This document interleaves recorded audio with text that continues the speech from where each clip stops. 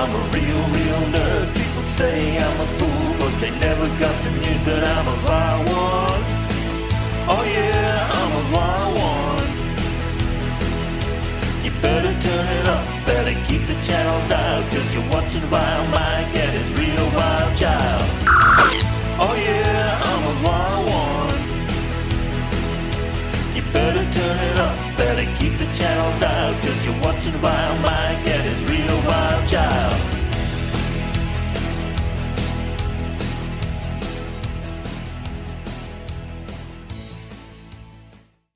What up, people? I'm Katty Knight, and with me is the Zarkon to my Shiro, Vile Mike. It's not my fault I identify with the villains. Also, howdy, folkses.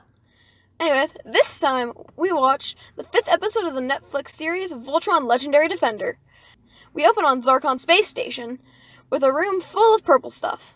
Yeah, Zarkon's calling it quintessence, and that it makes him feel strong. Strong enough to take on Team Voltron by himself. It either sounds like purple space meth or Viagra. Anyway, Hagar tells him that her creature is almost to Eris and will capture the lions for him. We cut back to Castle Castle Lions, where the team minus the green one is talking about how good training's going. Then they sit at a dining table where Bungus comes in to serve them an ancient paladin lunch. Looks like broiled shuckle. Yum! Anyways, instead of eating whatever that thing was, they all walk off to do their own things, and Shiro meets with Pidge to talk with the prisoners that they had rescued in the 3rd episode, who have been in the healing tubes ever since. We cut to Hunk serving Lance and Keith some stuff that he cooked himself from local ingredients, which apparently they like more than the broiled shuckle. And Alora walks in saying that she got some technobabble to work. Nice knowing that technobabble is in this show too, not just Star Trek.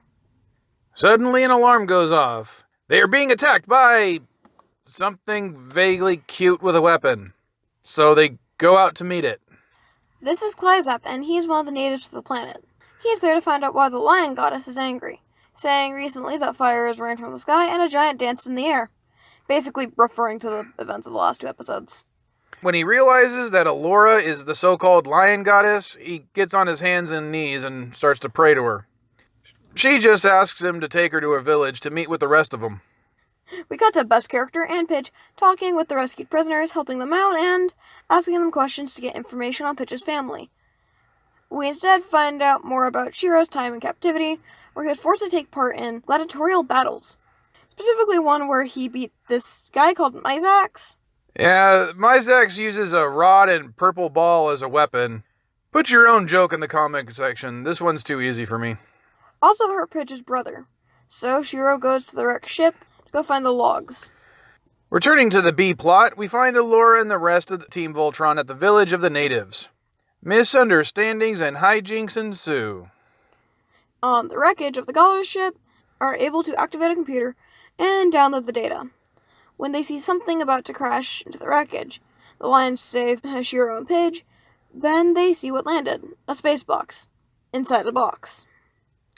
It's the first Robeast of the series! Dang, it took 5 frickin' episodes to finally get here.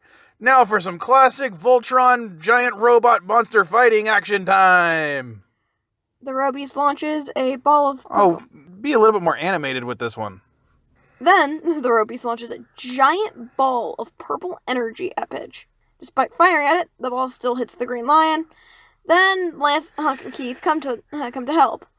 Then the yellow lion even gives the Robeast a headbutt in the back. Of course, they decide to form Voltron to fight the giant beast. Once they do, they start punching it, but it immediately starts kicking Voltron's ass with the help of his little purple ball.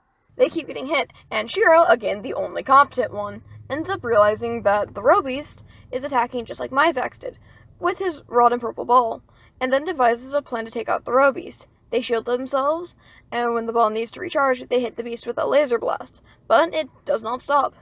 Then Svenno remembers that when he fought Myzax, he also had a sword. Then suddenly, a console appears on the red lion. They don't actually say it, but this is Form Blazing Sword moment, and it's able to slice the Robeast in half in one hit. And it's a pretty powerful sword. I mean, they swing up and across the Robeast's chest and head, but manage to split the beast from crotch to cranium. That's impressive. We got to Zarkon and Hagar, who senses that her Robeast has fallen, and tells Zarkon that she will make an even stronger one.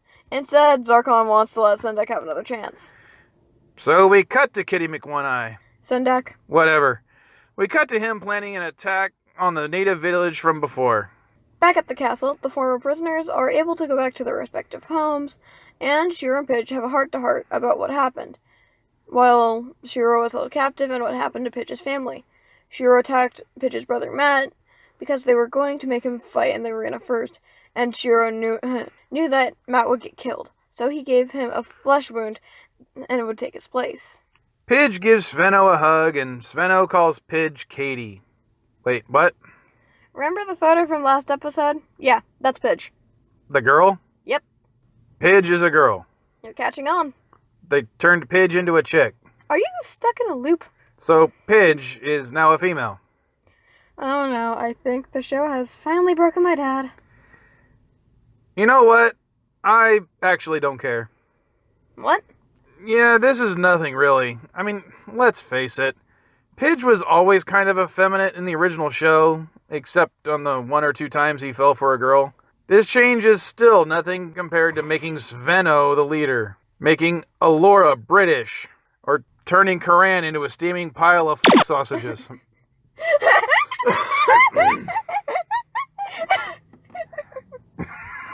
I have no idea why I wanted to say it that way. I'm sorry, but... Alright. God, that's almost as great as a douche canoe. Shiro tells Pidge that her secret is safe with him, and cue credits. So, Dad, what did you think? Other than the surprise gender reveal of Pidge, it's a fairly standard Voltron episode. I approve. Well, personally, I actually love this episode.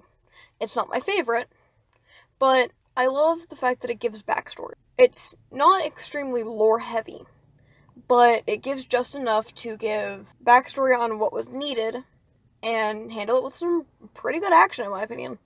You don't think it's kind of cliche that the exact memory that they're trying to recover for Pidge's family also happens to include the giant frickin' Robeast and aids them in destroying it? Okay, yes, it was cliche, but it was also fun. Also, hey, remember, Voltron got its ass kicked until Shiro, the only competent one, figured it out. Whatever.